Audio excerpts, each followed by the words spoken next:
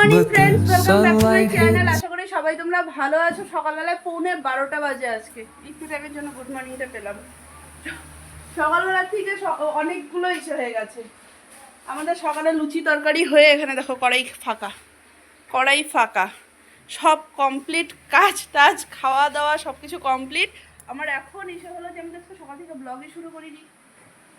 এদিকে কিছু বাসন মাজা হলো, মাসি এখানে সবজি বানাচ্ছে, গীতা সবজি গুছাতে বসলো, এখানে শুয়ে আছে। বুদ্ধ পূর্ণিমার ছুটি, মামামেরও ছুটি। মামাম এখানে ঠাকুরদেরকে পড়াতে বসে গেছে। ওর সকালবেলায় টাস্ক কমপ্লিট, ওর হোমওয়ার্ক ছিল ওগুলো সব কমপ্লিট করে একটু খেলা নিয়ে বসলো। এবারে রান্না হবে, আর এবার হচ্ছে কি রান্না হয় দেখা যাক।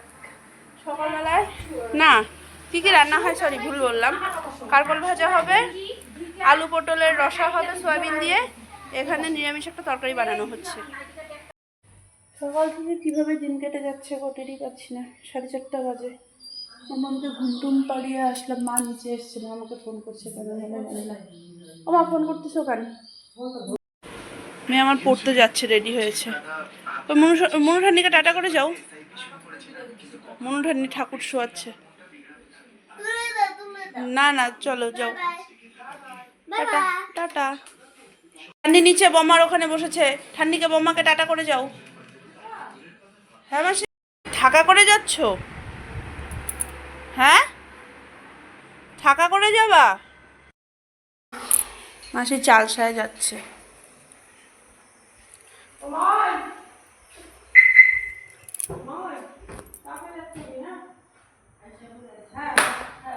আইসে পড়তে বলছে কিন্তু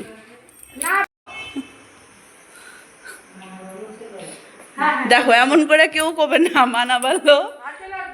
চলো ফটো তুলি, আয় আয় ফটো তুলি, আয় ফটো তুলি, আয়। এই দেখ ঠাম্মিকে দেখা যায়, এই দেখ বদ্ধটাকে দেখা যায়।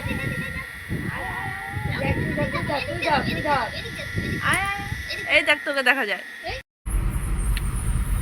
মাসি থাকলো, বললো থাকবে কিছুদিন চালসায়, থেকে গেল। আমরা বেরিয়ে গেছি কি মালে ঢুকবোই, আর নাওড়া নদী চলে এসেছি।